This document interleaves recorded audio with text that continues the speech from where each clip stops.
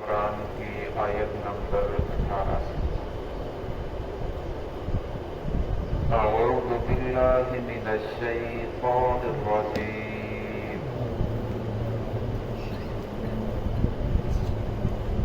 بسم اللہ الرحمن الرحیم ان الدین عند اللہ الاسلام وما اختلف فالذین اوتوا الکتاب الا من بعد ما جاءهم العلم بغيا بينهم ومن يكفر بآيات الله فإن الله سريع الحساب فإن حاجوك فقل أسلمت وجهي لله ومن اتبعني وقل للذين أوتوا الكتاب والأميين أأسلمتم فإن أسلموا فقد اهتدوا وإن تولوا فإنما عليك البلاغ والله بصير بالعباد. بسم الله الرحمن الرحيم إن الدين عند الله الإسلام وما اختلف الذين أوتوا الكتاب إلا من بعد ما جاءهم العلم بغيا بينهم ومن يكفر بآيات الله فإن الله سريع الحساب فإن حاجوك فقل أسلمت وجهي لله ومن اتبعني وقل للذين أوتوا الكتاب والأميين أأسلمتم فإن أسلموا فقد اهتدوا وإن تولوا فإنما عليك البلاغ والله بصير بالعباد. ان الدین عند اللہ الاسلام، بے شک دین اللہ رب العزت کے نزدیک اسلام ہے. وما اختلف الذین، اور نہیں اختلاف کیا ان لوگوں نے اوتوا الکتاب، جن کو کتاب دی گئی تھی، الا من بعد، مگر بعد اس کے ما جاءهم العلم، کہ ان کے پاس علم آ چکا تھا، بغیا بینہم، آپس کی سرکشی کی وجہ سے. ومن یکفر بآیات اللہ، وہ شخص جو انکار کرے بآیات اللہ، اللہ رب العزت کی آیات کا، فإن اللہ سریع الحساب، بے شک اللہ رب العزت جلد حساب لینے والے ہیں. فإن حاجوک، بس اگر وہ لوگ آپ سے جھگڑا کریں فقل اسلم تو کہہ دیجئے کہ میں نے جھکا دیا ہے وجہی للہ اپنے چہرے کو اللہ رب العزت کے لیے ومن اتبعن اور ان لوگوں نے بھی جنہوں نے میری اتباع کی وقل للذین اوتوا الکتاب والامیین اور کہہ دیجئے ان لوگوں کو اوتوا الکتاب جن کو کتاب دی گئی والامیین اور وہ لوگ جو ان پڑھ ہیں اسلمتم کیا تم اسلام میں داخل ہونا چاہتے ہو فَإِنْ أَسْلَمُوا پس اگر وہ ایمان لے کر آئیں فَقَدْ اهْتَدَوْا پس تحقیق ان لوگوں نے ہدایت کو حاصل کر لیا وَإِنْ تَوَلَّوْا اگر وہ لوگ اعراض کریں فَإِنَّمَا عَلَيْكَ الْبَلَاغُ پختہ بات ہے آپ پر تو بات کا پہنچا دینا ہے وَاللَّهُ وَاللَّهُ بَصِيرٌ بِالْعِبَادِ اللہ رب العزت اپنے بندوں کو دیکھنے والے ہیں۔ اس آیت کا جو شروع میں آیت ہم نے پڑھی اکثر مفسرین اس کا ترجمہ یہ کرتے ہیں ان الدین عند اللہ الاسلام کہ پسندیدہ دین اللہ رب العزت کا چنا ہوا دین وہ دین اسلام ہے،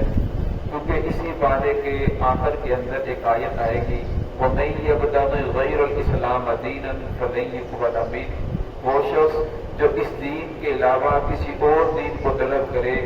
اللہ رب العزت کے ہاں فَلَن يُقْبَلَ مِنْهُ وہ دین قبول نہیں کیا جائے گا۔ اور چھٹے پارے کے چھٹے رکوع کے اندر اللہ رب العزت فرماتے ہیں الْيَوْمَ أَكْمَلْتُ لَكُمْ دِينَكُمْ وَأَتْمَمْتُ عَلَيْكُمْ نِعْمَتِي وَرَضِيتُ لَكُمُ الْإِسْلَامَ دِينًا کہ آج کے دن تمہارے لیے تمہارا دین مکمل کر دیا گیا اور اللہ رب العزت نے تمہارے لیے پسند کیا دین اسلام کو۔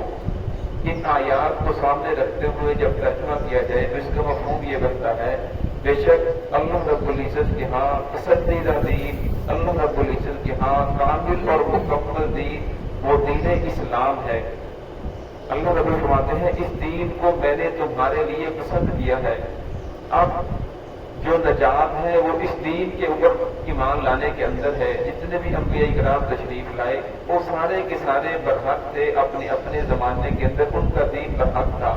لیکن اب جو نجات ہے وہ محمد الرسول اللہ صلی اللہ علیہ وسلم کے دین کو قبول کرنے کے اندر ہے۔ جتنے بھی انبیاء کرام تشریف لائے تمام کے کلمے حق تھے، لیکن اب جو نجات ہے وہ محمد الرسول اللہ صلی اللہ علیہ وسلم کے کلمہ پڑھنے کے اندر ہے۔ آدم علیہ السلام تشریف لائے تو آدم علیہ السلام کے دور میں کلمہ تھا لا الہ الا اللہ آدم صفی اللہ۔ نوح علیہ السلام تشریف لائے تو نوح علیہ السلام کے دور میں کلمہ تھا لا الہ الا اللہ نوح نجی اللہ۔ ابراہیم علیہ السلام تشریف لائے تو ابراہیم علیہ السلام کے دور میں کلمہ تھا لا الہ الا اللہ ابراہیم خلیل اللہ، لا الہ الا اللہ داؤد خلیفۃ اللہ، لا الہ الا اللہ موسیٰ کلیم اللہ، لا الہ الا اللہ عیسیٰ روح اللہ۔ جب آخر میں ہمارے پیارے نبی محمد رسول اللہ صلی اللہ علیہ وسلم تشریف لائے تو پھر کلمہ ہے لا الہ الا اللہ محمد رسول اللہ۔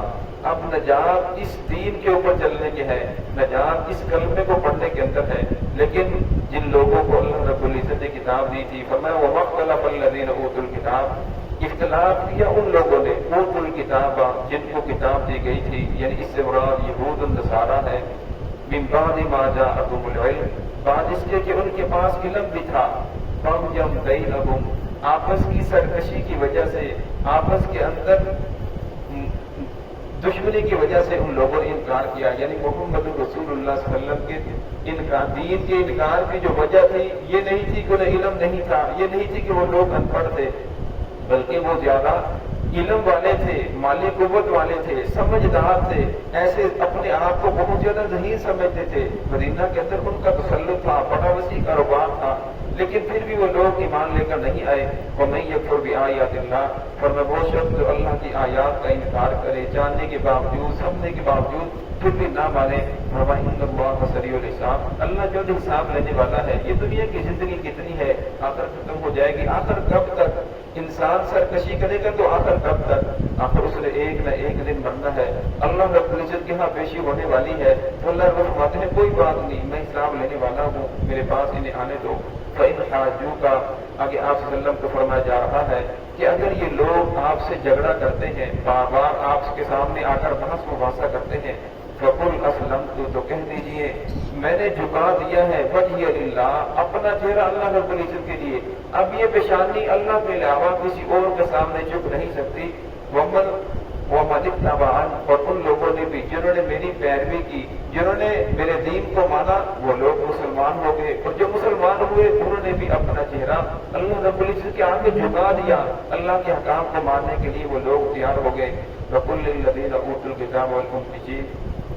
یہاں آپ صلی اللہ علیہ وسلم کو فرمایا جا رہا ہے اب کہہ دیجئے ان لوگوں کو اوتوا الکتاب، جن کو کتاب دی گئی، جن سے مراد یہود النصارہ ہیں، کہ ان سے کہہ دیجئے والأمیین، اور وہ لوگ جو ان پڑھ ہیں، جو مشرکین مکہ تھے وہ ان پڑھ تھے، ان کے پاس دین نہیں تھا. اسلمتم، کیا تم اسلام کے اندر داخل ہونا چاہتے ہو؟ جب آپ صلی اللہ علیہ وسلم نے ان لوگوں کو دین اسلام کی دعوت دی